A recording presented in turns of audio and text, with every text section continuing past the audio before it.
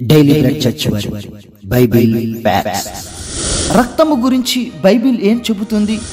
రక్తానికి సున్నతికి సంబంధం ఏమిటి? 8వ రోజు కాకుండా మిగతా రోజుల్లో సున్నతి ఎందుకు పొందుకోకూడదు?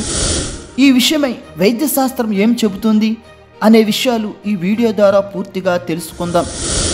మన పరిశుద్ధ గ్రంథంలో రక్తము గురించి అనేక చోట్ల వ్రాయబడింది. వాటి లేఖనాలను మనం పరిశీలిస్తే లేవియాకాండము 17వ అధ్యాయము 11వ వచనం, రక్తము దేహమునకు ప్రాణము.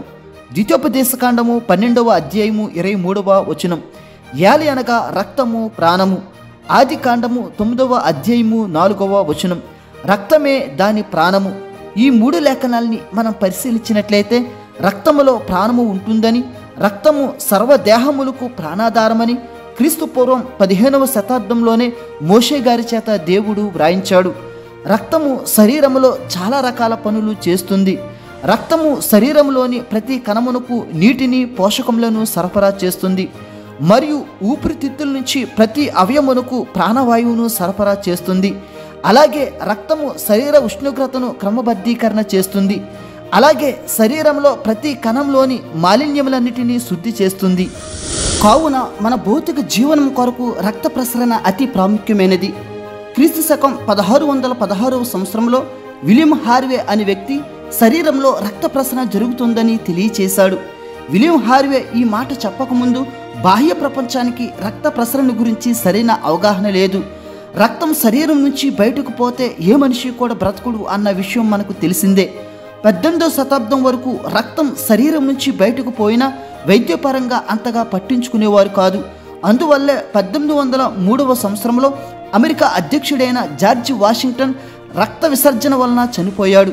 అందువల్ల ఏ వ్యక్తికైనా అధిక రక్తస్రావం జరిగితే ఆ వ్యక్తికి ప్రాణాపాయం సంభవిస్తుంది. ఇప్పుడు సున్నతి విషయానికి వద్దాం. ఈ సున్నతి గురించి మొట్టమొదటిగా అబ్రహాముతో దేవుడు నిబంధన ఏర్పరచుకున్నాడు. ఆది కాండము 17వ అధ్యాయము 10వ వచనం, నాకును నీకును నీ తరువాత నీ సంతతికిని మధ్య మీరు గైకొనవలసిన నా నిబంధన ఏదనగా మీలో ప్రతి మగవాడును సున్నతి పొందవలను. ఈ లేఖనాన్ని మనం పరిశీలించినట్లయితే అబ్రహాముతో క్రీస్తు పూర్వం 2000 సంవత్సరంలోనే సున్నతి గురించి దేవుడు నిబంధన చేసి ఉన్నాడు. ఈ సున్నతి ఎవరు పొందాలి అంటే ప్రతి మగవాడు పొందాలి అని లేఖనం సెలవిస్తుంది. అంటే ఎవరైతే సున్నతి పొందుతారో వారు దేవునికి ప్రతిష్ఠితులు అవుతారు. మరి సున్నతి ఎలా పొందాలో కూడా లేఖనం సెలవిస్తుంది. ఆది కాండము 17వ అధ్యాయము 11వ వచనం, మీరు మీ గోప్యంగా చర్మమున సున్నతి పొందవలను, అది నాకు నీకు మధ్యనున్న నిబంధనకు సూచనగా ఉండును. ఈ లేఖనాన్ని మనం పరిశీలించినట్లయితే ప్రతి పురుషుని యొక్క గోప్యంగా చర్మమును కట్ చేయడం ద్వారా సున్నతి పొందగలరు.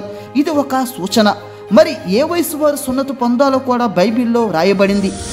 ఆది కాండము 17వ అధ్యాయము 12వ వచనం, 8 దినముల వయసు గలవాడు అనగా నీ ఇంట పుట్టిన వాడైనను నీ సంతానము కాని అన్యుని యొద్ద వెండితో కొనబడిన వాడైనను మీ తరములలో ప్రతి మగవాడు మీలో సున్నతి పొందవలను.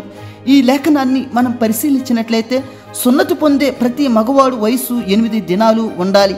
అంటే పుట్టిన 8వ రోజునే మగవాడి యొక్క గోప్యంగా చర్మమును కట్ చేయడం ద్వారా సున్నతి పొందగలరు.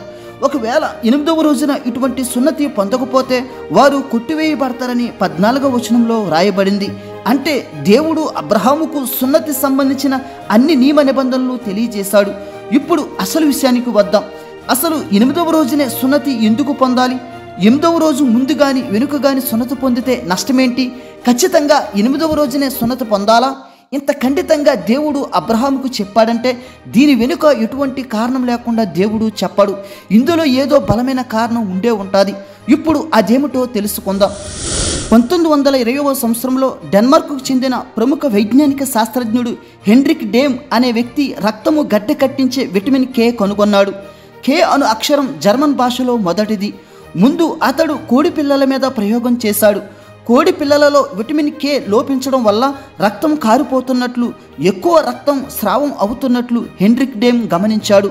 ప్రోథ్రోంబిన్ అను పదార్థము రక్తంలో తయారగుటకు విటమిన్ కే అవసరం అవుతుంది. ఇది రక్తం కారకుండా గడ్డ కట్టిస్తుంది.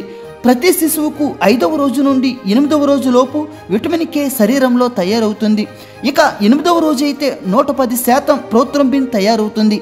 అంటే ఒక శిశువు యొక్క జీవితకాలం అంతటిలో రక్తం గట్టకట్టించే ప్రోత్రంబిన్ శాతం 8వ రోజు అత్యధికంగా ఉంటుంది. ఇంకా మరెప్పుడూ కూడా అలా ఉండదు. కొత్తగా జన్మించిన శిశువులకు 2వ రోజు నుండి 5వ రోజు వరకు ఏ చిన్న గాయమైనా అధిక రక్తస్రావం అవుతుంది. రక్తం గట్టకట్టుటకు వీలు కలిగించే ప్రోత్రంబిన్ లేనందున ఆ శిశువు చనిపోతాడు. మరి సున్నతి పొందేటప్పుడు గోప్యంగా చర్మమును కట్ చేయడం ద్వారా రక్తస్రావం ఎక్కువ అవుతుంది కదా.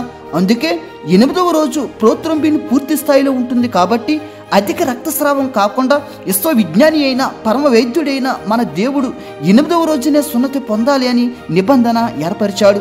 దేవుడు మిమ్ములను మీ కుటుంబములను దీవించునుగాక. ఆమేన్.